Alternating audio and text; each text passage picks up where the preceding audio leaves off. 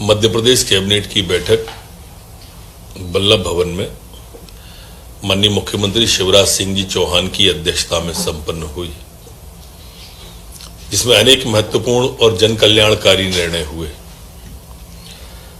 जैसे मातृशक्ति को आत्मनिर्भर और स्वावलंबी बनाने के लिए जो लगातार मुख्यमंत्री जी कहते हैं, उसको अमली रूप देने के लिए आज जो पोषण आहार संयंत्र थे हमारे 7, उन 7 संयंत्रों को अब स्व-सहायता समूहों को सौंपा जाएगा।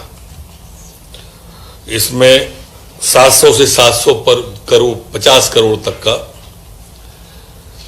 यह संयंत्र और काम है। महिलाओं को आत्मनिर्भर बनाने की दृष्टि से बड़ा ठोस कदम ये आज राज्य सरकार के द्वारा, कैबिनेट के द्वारा निर्णय लिया गया है। मैं यहां यह कहना भी प्रासंगिक समझता हूं कि कांग्रेस की सरकार ने इसे ठेकेदारों को पुनः दे दिया था। जो पूर्व में निर्णय लिए थे, शिवराज 3 में जो निर्णय हुआ था, उसको कांग्रेस सरकार आई तो उन्होंने फिर ठेकेदारी प्रथा को और महिलाओं के हाथ से ये काम छुड़ाया था। शिवराज 4 में फिर ये आज निर्णय महत्वपूर्ण करके सभी हमारी मातृशक्ति के हाथ में ये पोषण आहार का काम स्व सहायता समूहों को देने का तय किया है। आज ये भी तय किया है कि मध्य प्रदेश में जो 1250 मेट्रिक टन धान थी, वो पारदर्शी प्रक्रिया के अपनाते हुए उन्हें विक्रय की अनुमति आज कैबिनेट के द्वारा प्रदान की है। मध्य प्रदेश की कैबिनेट के द्वारा आज पिछड़ा वर्ग कल्याण आयोग केंद्र सरकार के बाद राज्य सरकार ने भी, जैसा मुख्यमंत्री जी ने घोषणा की, उसका अनुसमर्थन कैबिनेट के द्वारा किया गया है। जो हमारी सीमा के अंतर्गत निर्वर्तित होने वाली लोक परिसंपत्तियां थी, उनके रिजर्व मूल्य को निर्धारित करने की एक नीति आज कैबिनेट के द्वारा बना दी गई है, जिससे कि स्थानीय स्तर पर होने वाली और कलेक्टर के जो भू गाइडलाइन है, उसके संबंध में आने वाली दिक्कतों को इस बनने के बाद में, नीति बनने के बाद में समाप्त हो जाएगी। हमारी सनखेड़ी कोलार में खसरा क्रमांक 56 रकबा 1332 वर्ग मीटर के जो निविदा आई थी 2 करोड़ 6 लाख रुपए, उसको भी आज 100% राशि जमा करने के बाद में देने का नामांतरण किए जाने का तय किया है। मध्य प्रदेश सड़क विकास निगम के द्वारा 12 मार्ग यूजर फ्री कलेक्शन एजेंसी के माध्यम से उपभोक्ता शुल्क टोल वसूलने की स्वीकृति प्रदान की गई है। यहां मैं ये मार्गों के नाम बताने के पहले यह कहना भी स्पष्ट कर देना चाहता हूं कि ये मार्ग में सिर्फ व्यावसायिक वाहन जो होंगे उन्हीं से टोल लिया जाएगा। कार, जीप, कृषि के प्रयोजन हेतु चलने वाले ट्रैक्टर, ट्रॉली, भूसा, गेहूं, अनाज जितने भी जीन्स हैं, इनमें कोई भी टैक्स किसानों से नहीं लिया जाएगा।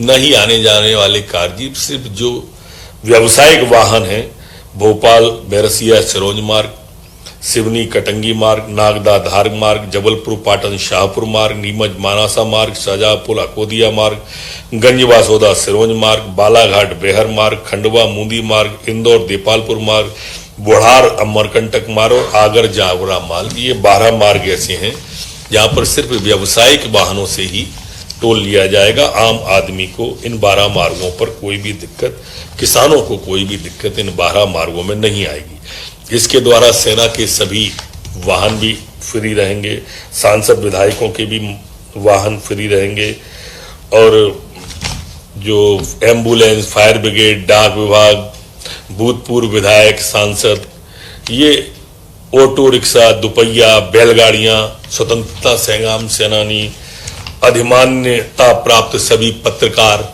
ये सब इस पर फ्री रहेंगे।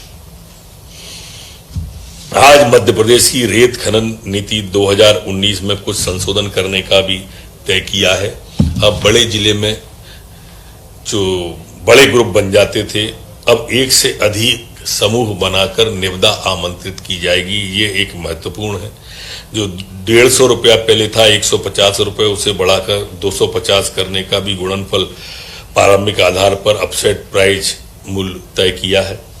रेत समूह को प्रकाशन के लिए राज्य स्तर पर करने उपरांत निविदा ई टेंडर की समग्र प्रक्रियाएं विकेंद्रीकृत करने का भी तय किया है और ये अवधि जो थी ठेके की 2023 नियत की जाएगी रेत के ठेके की।